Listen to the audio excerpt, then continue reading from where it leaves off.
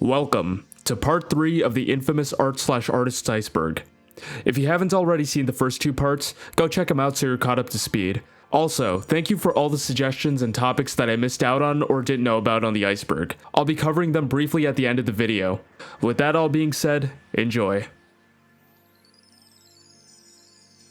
Inkplasm, also known as Wellwraith, is a semi-popular NSFW artist online known for their ghost, slime, and furry OCs that got a lot of attention from the wrong kinds of people, and forever ruined a generation of young Twitter artists. Inkplasm joined Twitter in March of 2018, shortly after their 15th birthday.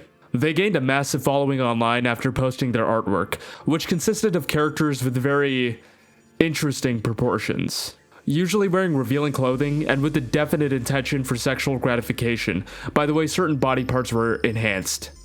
The problem being, as mentioned before, these drawings were made by a 15-year-old, which is not good for many reasons. The biggest reason being that a plethora of fully grown adults were following and interacting with Inkplasm because of these suggestive drawings. Of course, I'm not one to victim blame when it's very much the fault of the adults here, but for Inkplasm's own safety, it was also really not a good idea to be drawing things like this and publicly posting them online. Another problem being the amount of minors which were also following and interacting with Inkplasm, being exposed to their artwork. This started becoming a bigger issue as time went on, as they gained over 40,000 followers in the span of a year. By 2020, they had expanded to other sites like Furfinity and Newgrounds.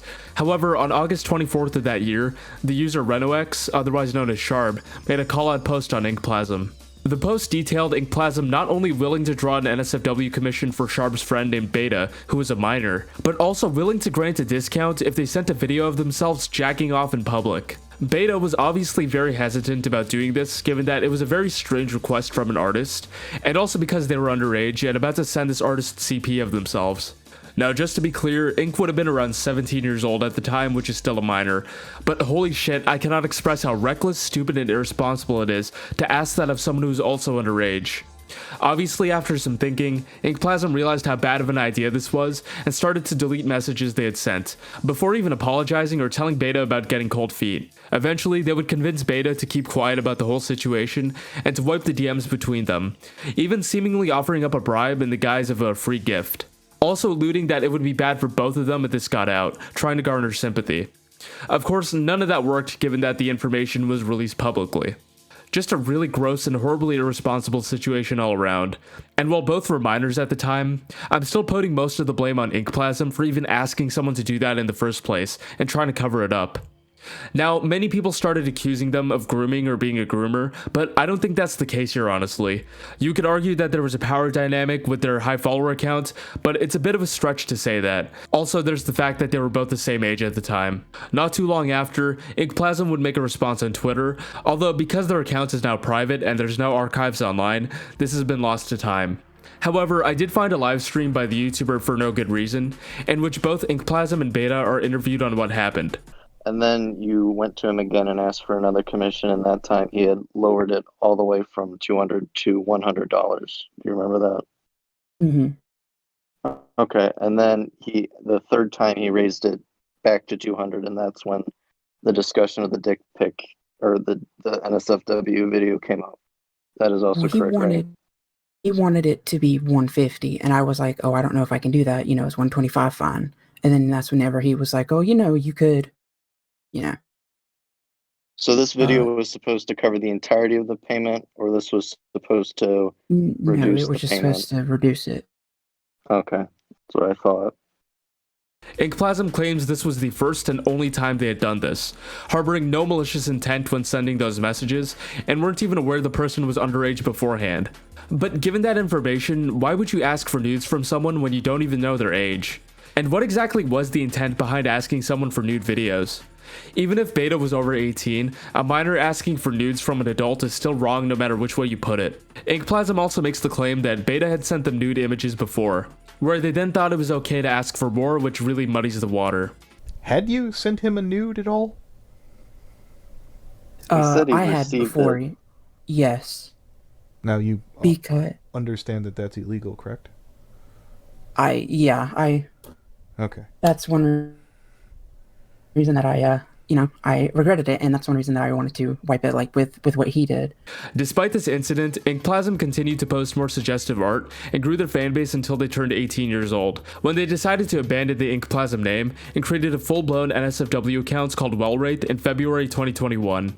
This topic was honestly very hard to research, given the lack of archives and extreme vagueness in which people talk about Inkplasm. I always saw tweets like the Inkplasm incident, or about how they were very controversial and disliked, yet nobody expands on the details. If there's anything major I missed out on, then feel free to let me know in the comments. Also, shout out to that live stream I mentioned earlier by For No Good Reason. This topic would have been very short without it. So remember all the way back in part 1, where I talked about a guy who seemed a little too sympathetic towards John Bob? Well, we're gonna talk about him now. This is Tarhead.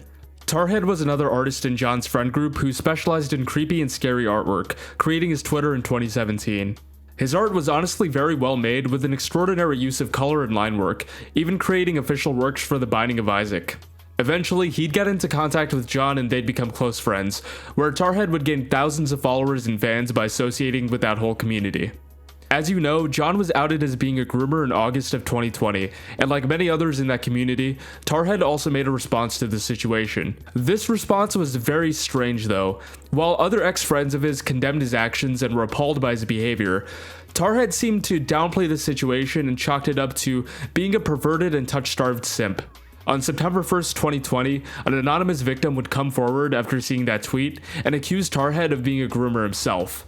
She alleged that Tarhead had phone sex with her and they repeatedly sexted throughout early 2020, with him not even asking how old she was prior to it. Turns out she was only 15, but made sure to tell him afterwards. Although for some reason, Tarhead didn't seem bothered by this at all, despite the fact that he was 21 at the time, continuing to exchange lewd messages.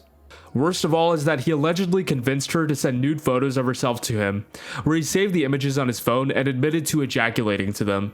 Eventually, he realized how f***ed of a situation this was and decided to needlessly insult and bully her to get her to leave him, trying to wash his hands of the whole thing. He even called her the N-word with a hard R, which obviously made things a lot worse.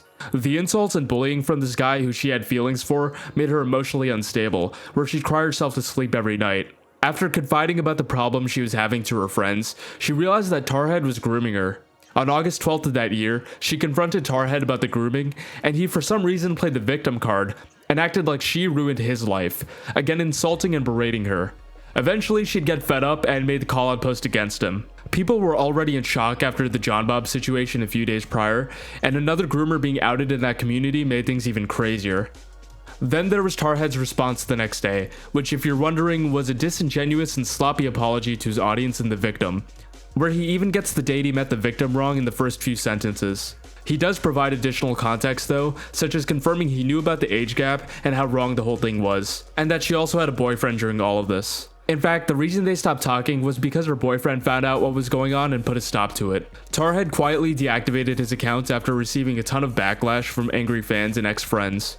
The funniest part was that Leafy is here, yes, that Leafy, was apparently an idol to Tarhead. Leafy somehow found the response when it was posted and made this statement, which probably crushed him. 2 weeks later, the victim was revealed to be a person named Cypher Sister, who was also an artist that's into drawing scary and creepy artwork. She would release a video on her channel explaining the whole situation in more detail and providing context.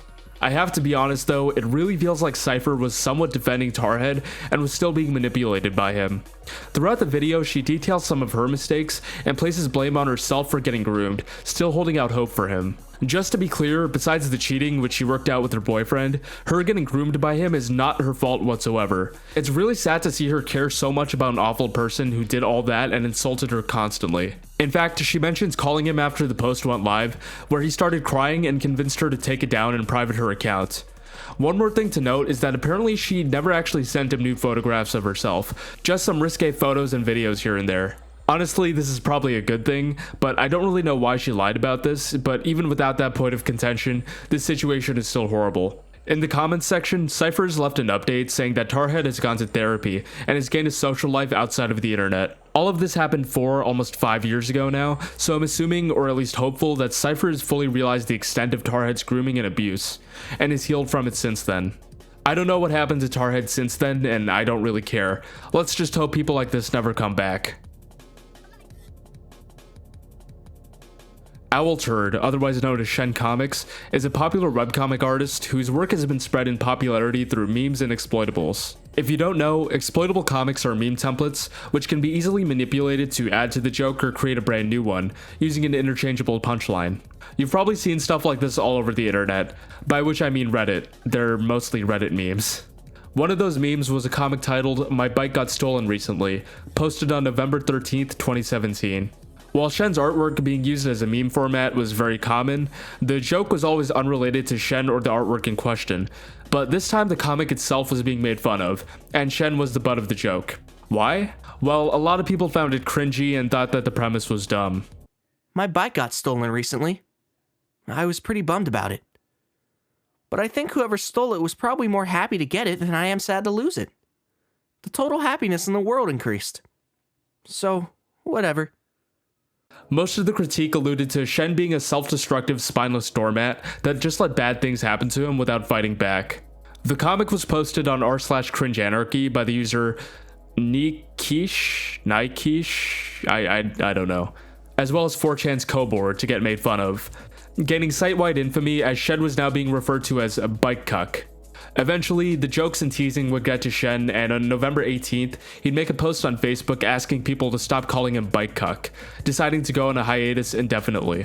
Obviously, given that this is the internet, people doubled down and called him bike cuck even more. The next day, he'd clarify by saying that him going on hiatus was actually because of personal reasons unrelated to the comic stuff. In fact, he actually said he liked all the bike memes, and wanted this break to reflect on how to handle things like this in the future. Eventually, Shen would return with new comics, still going strong to this day, even poking fun at himself and that comic here and there. Another very tame entry, which I feel like we need after all the horrible people we've gone through so far. On December 2nd, 2019, the YouTuber PewDiePie revealed that he and his wife Marzia's house was broken into and robbed. A very scary and unfortunate situation that could happen to anyone, where he received a lot of support. On the 8th, Mallory Jessica Eudicious, otherwise known as SweetBeans99, created a comic which mocked what happened to him, including a straw man named New Guy, which I guess was supposed to be the antagonist of the comic. I'm assuming this mindset stemmed from some controversies PewDiePie's had in the past, with the bridge incident and whatnot, which seems to have permanently stained his reputation in the eyes of many people, including this person. What a fucking wholesome friend. Oh, what's so funny? That millionaire gamer bro douchebag totally got robbed. Hey, how'd you like it if you were robbed? Oh, wow. I can tell we're gonna be the kind of coworkers who become good friends. Wow, really? Hell no. Apparently, the one we're supposed to relate to is the person laughing at the misfortune of someone else. Meanwhile, the stupid idiot is the one with empathy and kindness, getting put down for asking if they'd be okay with that happening to them. Now, personally, I think the argument of, oh, whatever, he's a millionaire, who cares, is not even a good one because, one, in today's economy, even being a millionaire won't get you that far in comparison to a billionaire, which is vastly different, and arguably who you should actually be against if you're one of those eat the rich people. Trust me when I say, slightly affluent people compared to you are not your enemy. And number 2, Marzia said that 90% of her sentimental valuables were stolen in the robbery. This isn't really a matter of just buying new stuff because you have money. Those valuables had meaning and memories attached to them, something you can't replace. This comic completely backfired and blew up in their face after getting posted, having the opposite effect intended. It quickly spread online as people found it distasteful, cringy, and toxic. Then, on New Year's Day of 2020, GraysonNG posted the comic with this caption, which spawned numerous edits and altered endings to make it either wholesome or funny.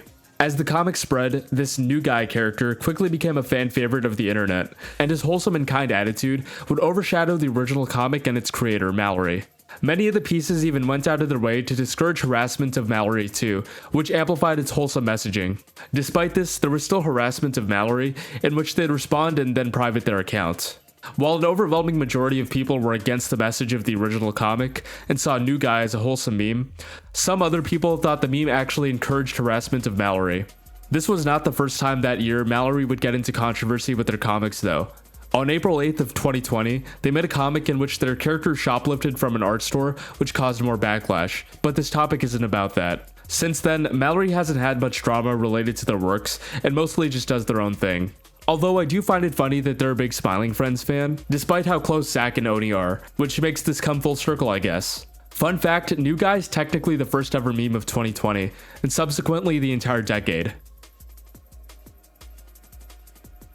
Rory Cummings Dies, otherwise known as RCDART, was a fan artist on Tumblr and other sites, known for their comedically fetishistic and disproportionate anatomy they would include in many of their drawings. Rory had been posting to the internet since 2012 on sites like Twitter and Tumblr, where it would seem that their style was actually much more polished and nice looking compared to what I'm about to show you. They would make art for many different franchises like Marvel, Star Wars, and Steven Universe, which had their accounts grow in popularity over the course of the 2010s. It was even revealed that Rory made it into CalArts in 2016.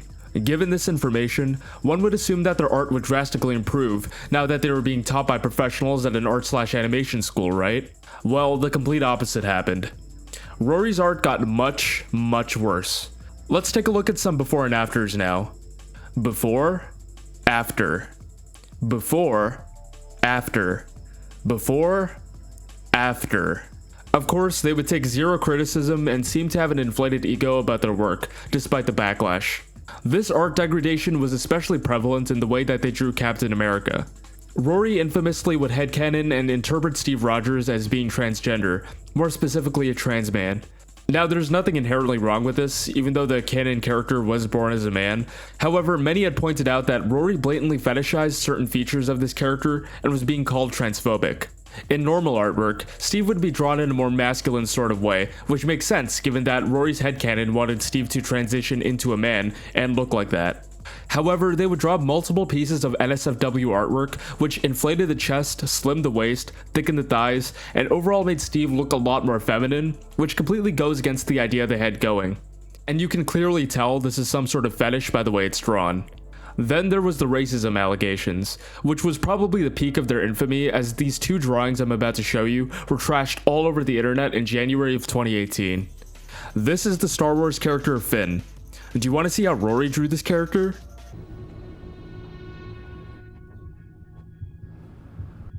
Look at that misshapen head, those giant red lips and fish-like appearance.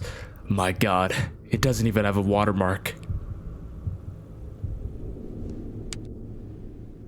Let me tell you, everybody hated this drawing in particular, especially because, whether intentional or not, it really looked like a racist Jim Crow era caricature of a black person. And there was also this infamous Kylo Ren drawing, which had the exact same problems, equally being trashed for looking terrible. On January 7th, Rory would respond to the backlash with an apology, assuring that it would never happen again. Despite this, the backlash against Rory for this terrible artwork, transphobia, and racism continued as they delete their presence off the internet in March of 2018. Allegedly, they graduated from CalArts in 2020, and the only remaining trace of them on the internet is their portfolio website. On August 12th, 2009, this image of a quad amputee anime girl with bandages covering her face was posted onto the website Donboru by the user Evasion. Surrounding her is a teddy bear, flowers, and the sunlight bleeding heavily into the room, although I guess she can't really see it. This piece was created by the artist S. Zenith Lee, and only started to spread online in 2014, being reposted onto 4chan's A-board. It's a very sad and honestly kind of disturbing image that gives me a sense of dread looking at it. This is actually the second part to another piece created by Zenith that sees the girl being tortured, having her eyes, ears, mouth, and limbs hacked off in an evil and sadistic sort of way. Be careful if you want to look up part 1, by the way. It's very gory and contains a lot of blood and body horror. Zenith explains that a girl in their local community was hit by a truck and lost both her legs and one arm. This was apparently the inspiration that led to the creation of this artwork. And yes, this is centered around the chest area because this is in fact fetish art. It's called eroguro, or erotic grotesque, which is a type of fetish from Japan involving blood, gore, disfiguration, violence, mutilation, urine, enemas, or feces for sexual gratification. I'm gonna be honest, this is getting very close to the line of unacceptability for me personally. If you're into this, go crazy I guess, but I'm just gonna stand like 10 feet away from you. Anyway, the second image was redrawn on the 4chan thread to where she was recovering with cool cyborg arms smoking a cigarette. And from then on, it would take until 2019 for Twitter user DJ Chimera to introduce it to that site. And then in 2022, Intellectual Incel Group posted a version with this caption, later being used by thousands of other people as a reaction image for when something slightly inconveniences you. The joke spread like wildfire, with different edits and scenarios popping up as shown on screen, until it eventually fizzled out by 2023. I've tried to look more into Zenith, but after seeing many pieces of Eroguro art while doing research, I think I'm gonna end this segment here. Thank you to the YouTuber Frankie Faye for the video on this topic. Check the link in the description below.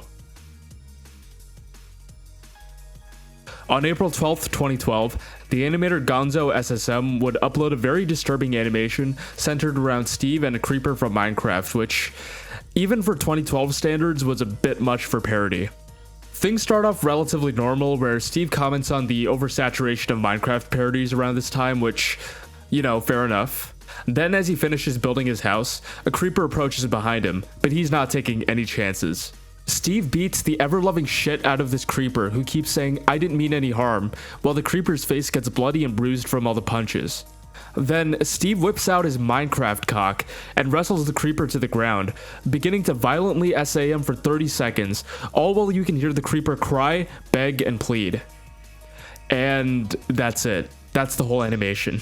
I kind of put this in the same boat as Racist Mario, where it's a very edgy and crude animation made back when YouTube was a lot more lax with this sort of thing.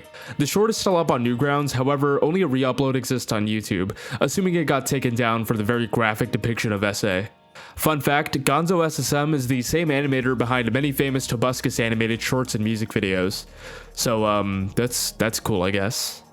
Hey, it's me from the future. So it turns out the short is still on YouTube. However, the original upload has been completely buried by the algorithm, demonetized, and age restricted. On October 31st of 2013, the website archive.fools.us stored a very infamous and well-known piece of Sonic fetish art, which portrayed Shadow and Sonic transforming and merging into a giant toilet to be used by a fat furry just out of view. It's honestly one of the better known Sonic fetish artworks and was shared all over the internet in the 2010s when discussing this topic. Although the true origins and artist behind this masterpiece has never been found to this day.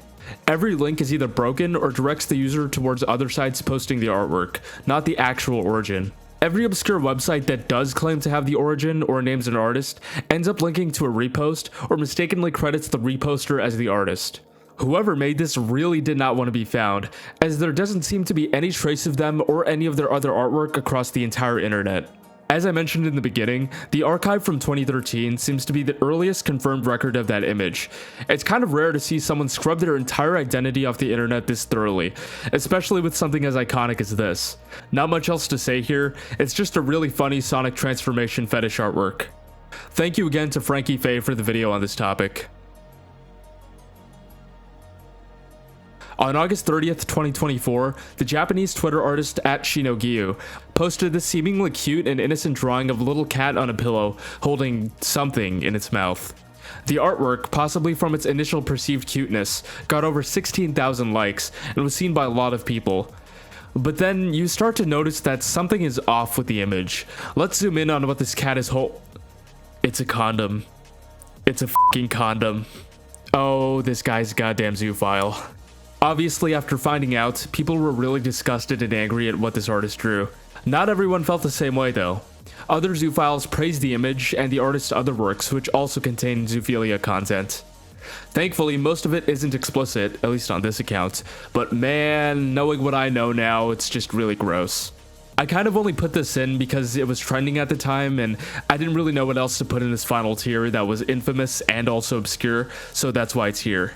Not much else to say about it, just avoid this person if you can. Actually, you know what? I found another piece on the Japanese side of Twitter that also made me feel disgusted. I briefly want to talk about it. On February 20th, 2025, the artist Ojo199654 created a comic which was a confession to a sin he committed. The aforementioned sin detailed him stalking, grooming, and essaying a little girl while he was presumably a fully grown man. He describes waiting at a bus stop every day at the same time, waiting for a specific little girl to pass by, before eventually talking to her. The girl says that she needed money for a phone, so he manipulates her into sending him nude photos of herself in exchange for money. After a couple months of grooming, he goes over to sleep at her house, in which he convinces her to have sex with him, otherwise known as statutory.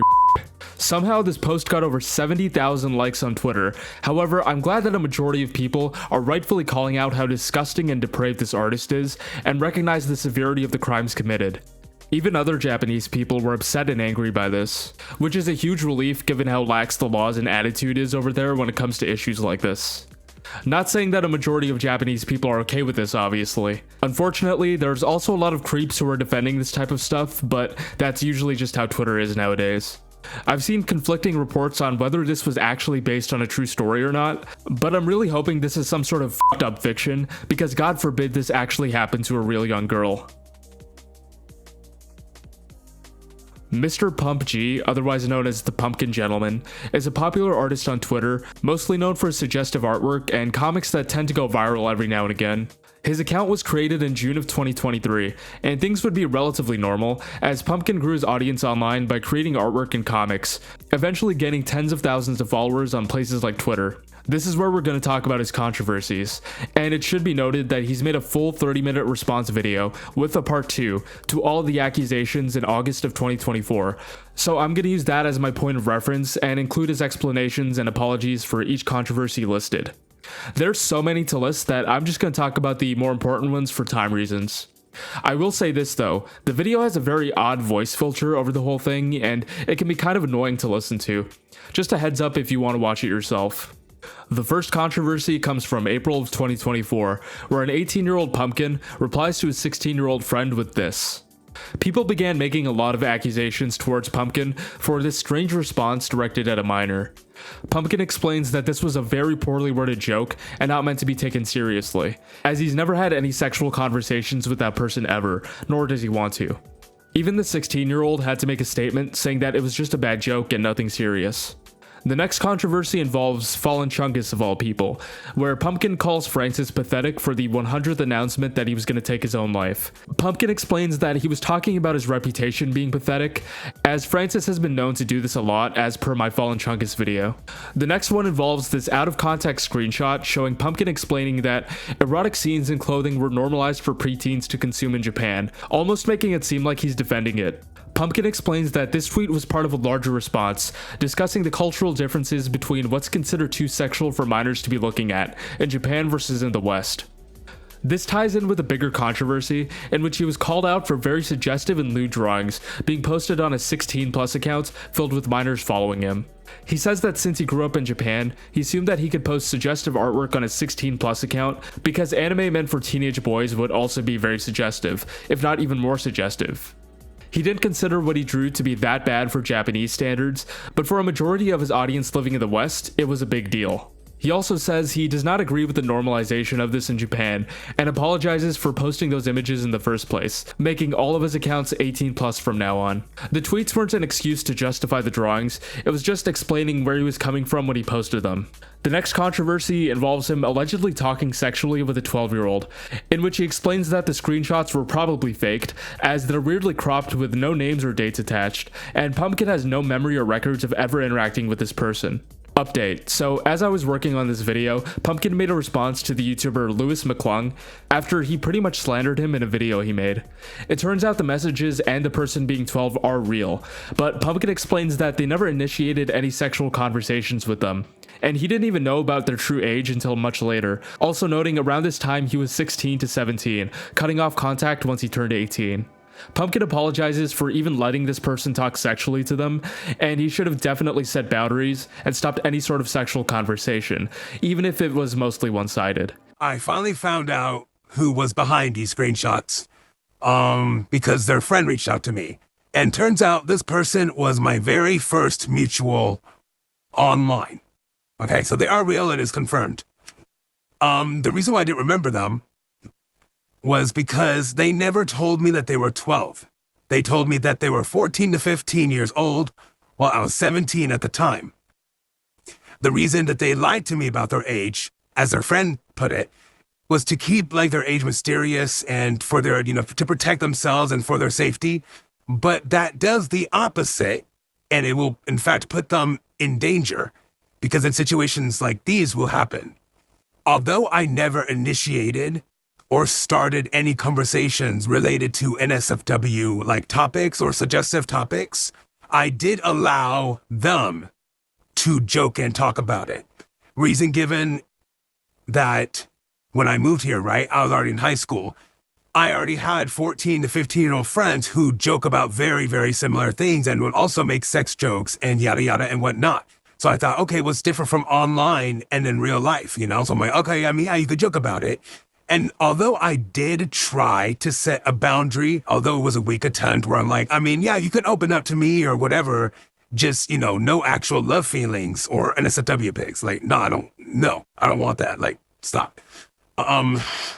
However, even though this person did lie to me about their age and whatnot, it was still my responsibility, given that even though I wasn't really an adult yet, I was still the older one, right? I still should have known better. I should have been more responsible. I should have taken the initiative to end the conversation or be very firm with my boundary or just cut contact with them, which I did right after I turned 18. After I turned 18, I realized how weird the friendship was given our age difference. And it's like, yo. He has admitted to playfully flirting with his friends whom he didn't know the ages of as well, in which he also apologizes for the unprofessionalism when talking to people, saying it won't happen again. Although it is kind of crazy how often this seems to happen with Pumpkin. Now, those are most of the serious allegations out the way, but there's a chunk of the video dedicated to petty claims he honestly could have just ignored. Like, many people accused him of faking his identity on another account and pretending to be his cousin, but what exactly would he have to gain from this? Even if it was true, I don't see the big deal besides he's a liar. I don't want to speculate about a random guy's identity or their family members, but there's also accusations of him lying about his skin tone / body type and his Japanese ancestry for some reason. For the skin tone / body type part, he does a decent job at debunking the claims, and honestly, even if he did have a darker skin tone than what he drew, or he didn't look like how he drew himself, is this really the biggest deal? I get it if you're faking your race or something, but I don't really see the issue in drawing yourself like 2 shades darker or lighter. For the Japanese ancestry being fake, I think this part is also decent where he proves his identity with his Japanese passport, but my only point of contention is that allegedly, the way he speaks Japanese is very amateurish, and not like how a person who spent all their formative years in Japan would speak it. I don't speak the language, but many people in the comments pointed out how he makes very basic mistakes that he should definitely know if he was born and raised there. Paired with how well versed he is with Western culture and speaking English for somebody who only moved to the US in their teenage years, it's just very strange. Besides that, I think Pumpkin overall is not some malicious pedophile trying to groom kids. He just seems like a very immature and irresponsible young adult who doesn't know how to handle internet fame and needs to learn a lot, especially with how he interacts with fans and minors who are fans. I think the apology video did clear a lot of stuff up, and honestly, I can only hope he actually learns from his mistakes and can be a better person. There's a lot I paraphrased and skipped over due to time, but there's many videos about this situation you can find on YouTube, like this one by Harley TBS. On June 16th, 2023, a furry comic artist named Nicole, otherwise known as Peace Wolf, would post a comic involving a divorce from her now ex-husband Foxglove. The comic goes into detail about how Fox coerced her into a relationship at 17 and married her when she was 21. Nicole described feeling pressure to conform to Fox's ideal of a perfect wife, which led to a lot of emotional abuse as described by her. She also accused him of cheating, citing times where he planned on having sex with other women, including a close friend of hers. It also goes into detail about their own sexual fetishes, which I'm gonna skip over because I really have no interest in learning more than I have to about this topic. Eventually, she developed a friendship and confided about her marital struggles with 2 other furries, named Jason FX Grant, and Caitlin Cabs Corner Kelly. Now, if you weren't already aware of who these people are, it should definitely be noted that Jason Grant is a known pedophile, groomer, and racist within the furry community, starting a relationship with the then 15-year-old Caitlin around 2012 when he was 21. There's a lot of other allegations against him, and I'm barely scratching the surface of what Jason has done, so here's a video by the YouTuber Lanza explaining everything. Today I just want to focus on the comic. Well, eventually this friendship between Nicole, Jason, and Caitlin would turn sexual, as Nicole and Fox would invite them to stay at their house. Things get very strange, as Nicole describes experimenting with cuckolding by sleeping with Jason and Caitlin in front of Fox, who was apparently very enthusiastic about the whole thing at first. Fox started to get jealous and emotional from everything going on, and would curl up into the fetal position while crying as drawn here, and also try to deliver them all cookies as they were sleeping with each other in the bedroom. At the end of the visit, Nicole made the decision to divorce Fox for good, and this is where, as described by Nicole, he would have a mental breakdown and even drive to her friend's house where she was staying with a gun. The police got called and eventually she would get away from him. This would not stop Fox, as he sent her multiple threats and even tried stealing her car at one point. It should also be noted that apparently a few months prior, they both agreed to adopt a 17-year-old teenager, in which Nicole would go no contact with them after they found a decent family to live with following the divorce. Given who these people are, I think it's actually for the best that this kid is staying with someone else now. At the end of the comic, Nicole describes finalizing the divorce and goes on to praise Jason and Caitlin for the support, despite the fact that she's sleeping with a pedophile and his victim. I know, it's finally over. Imagine how I felt having to do research for this. So, Fox is an abusive and emotionally unstable groomer that should be in jail, assuming that what Nicole is saying is true and not a lie constructed by the three of them. Jason is a pedophile that's convinced two young women to enter a relationship with him, one of whom was underage when they started dating. Of course, he should also be in jail. Caitlin is a victim of grooming who is in complete denial, and from what I'm seeing, she's also a manipulative asshole. And Nicole is a victim of abuse who decided the best way to divorce her husband was to cuckold him with other horrible people. I just think everybody in the story is a piece of shit. After this was posted, for some reason it was spread all throughout the Twitter algorithm, and people who weren't involved in any furry stuff like me were subjugated to this whole mess. There were even memes made about Fox getting cucked, which is just insane. Apparently these three also created a furry convention called Free For All, in which they'd allow Nazi furries to attend, among many other incidents of racism and homophobia, where Nicole would step down following the information I just shared. As of now, Nicole, Jason, and Caitlin are in a three-way relationship doing OnlyFans content together, and Fox seems to have vanished from the online space. Okay, now that we've officially finished up the iceberg, we can go over all the stuff I forgot about or missed. Thank you to everyone who left a suggestion in the comment section. I'm now briefly going to go over each person as fast as I can because this video is getting kinda long and I'm getting tired. So this is where Major Cloog lives. I grew minors! Ryan, otherwise known as Major Cloog, was an animation YouTuber who uploaded short comedic cartoons, often involving blood and gore in some way for every upload. This amassed him over 100,000 subscribers by late 2022.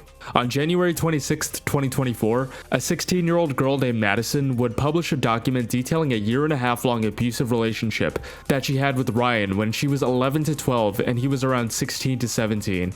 They became friends in 2018 while she was in the 5th grade and he was a sophomore in high school. And she would open up to him about her abuse and struggles until eventually they began dating in May of 2019. Things got sexual quickly as Ryan self-admittedly referred to himself as a pedophile, sending very gross and lewd messages to Madison, who was still in elementary school. Some of the messages even imply he was receiving lewd images from this girl while they were dating. And whenever he was questioned about things, he'd always lie about her age, showing that he knew what he was doing was wrong. Things quickly spiraled as the relationship fizzled out by November 2020. Ryan would apologize to Madison in January of 2023, but she released this document anyway to bring awareness to his crimes and move on with her life. Since then, Ryan has made no attempt to defend himself or respond to the situation, deciding to go inactive on all of his accounts. Madison says that she's in a much better headspace now and has been doing better ever since.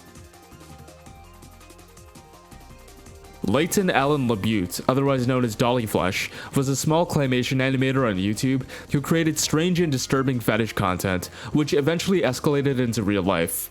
Leighton began uploading around 2016, creating claymation shorts, usually involving violence, blood, and gore in some sort of way. Most videos involved serial killers, some made up and some real, torturing, dismembering, and cannibalizing victims, which he seemed to take great interest in, even idolizing people like John Wayne Gacy. This was so prevalent in his life that he would make a video pretending to eat the flesh out of a clay doll he made for some sort of cannibalization fantasy, as well as a video where he made clay breasts that spurted milk.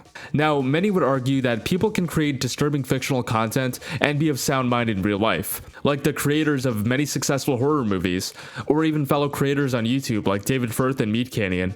And that's a valid point.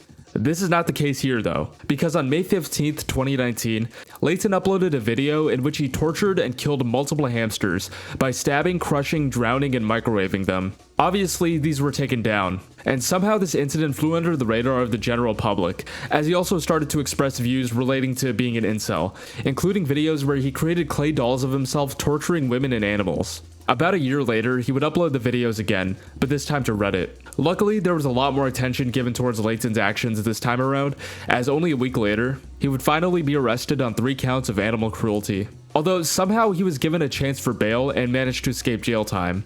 This led to protests from people in the community who heard about what happened, but it ultimately led nowhere. A year later, in June of 2021, Layton would plead guilty to the charges, where he was put under an 18-month conditional sentence and 4 to 5 years of supervision. When asked why he did what he did by police, Layton said he was just bored and to him it was entertaining. Jesus Christ. His channel was terminated in January of 2022, and Layton hasn't been heard from since. Given his views about women, his interest in school shootings, and the research done about people who harm small animals, I think it's safe to say Layton is a danger to himself and other people and should definitely be in jail. I've seen this song and dance over and over again for almost every mass shooter in recent memory, and Layton seems like he's headed down the same path without professional help. Marie, otherwise known as canihavepromo, or Lottie, is a 17-year-old Thai animator and artist on Instagram and TikTok, known for their early 2000s inspired anime style and references to 4chan culture. As she began to grow her fanbase on these sites, a friend of hers named Catcell would begin to groom and manipulate her into drawing and participating in some really horrible things, such as lolly art, racism, school shooting glorification, gore, and other stuff in that nature. There isn't much of an archive of Marie's accounts anymore, given that most of them have been deleted, but from my understanding, she was popular in 2023 and 2024, until a document was made about her calling her out for all the things mentioned before on December 20th, 2024. The document contains a lot of evidence of the kinds of things Marie drew, with screenshots backing the claims up. So I recommend reading through it if you want more details, although heavy NSFW warning because not much is censored. Honestly, while people do rightfully call out Marie for these horrible drawings and animations, most of the blame should be put on Catcell, who seems to be a racist pedophile that idolizes mass shooters. This guy is basically the reason she ended up the way she is, and judging from her new Twitter account, it seems like she wants to move on after getting doxxed and harassed by people. I will say, it is also very concerning that she hasn't tweeted since December of 2024, and has also made tweets alluding to suicide. I honestly hope she's okay because this should not have happened to someone so young and talented.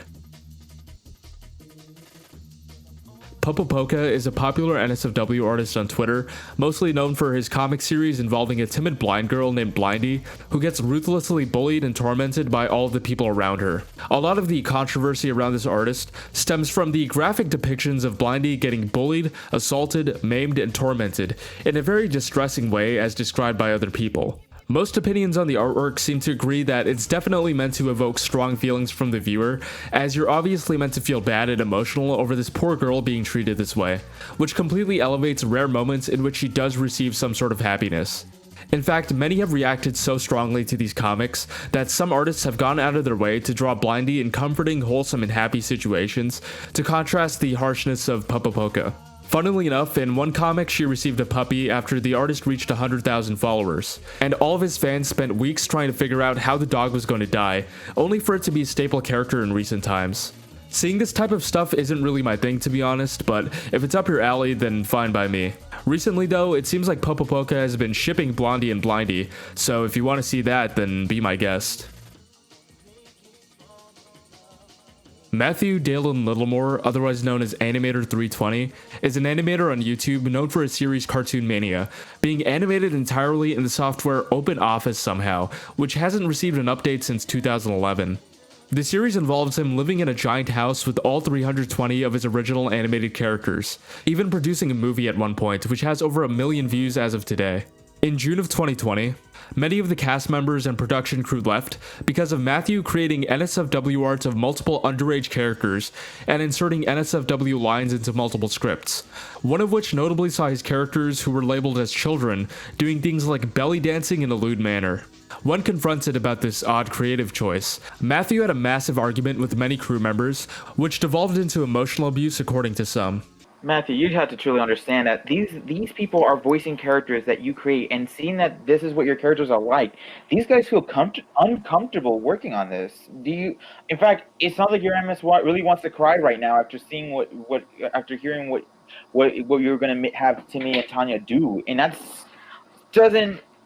was not the best thing to see.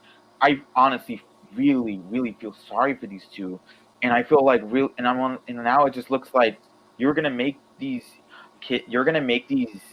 two like read this stuff and then make them do this and all this stuff, or no, or basically like that. Help you out the best we can, support you when you're depressed, help you guide you out of this, and give our criticisms the best we can. We did the best and honest ways as possible, but like I said before, you didn't go with it, and we felt like you spat in our faces, and you just keep doing it. I'm sorry. So like a week ago, when I sent you that message, I really meant it. After seeing the stuff that you've done, like, I thought you were a genuinely good, nice guy, but like, after seeing that stuff, I don't know, it hurts. It really hurts. That's all. Yeah, I don't really have anything else to say. I already said it. I honestly think he's just speechless. Everything that you said is true. And I've become such a horrible person. Production of the series was then halted due to many people deciding to stop working for Matthew, who then deleted most of his accounts, deciding to go on a break. Matthew came back in 2023, reactivating his channel and continuing with more cartoons to this day. I'll be honest, this was very hard to research, because Matthew copyright strikes a lot of things relating to the drama and himself, so hopefully I won't be targeted next.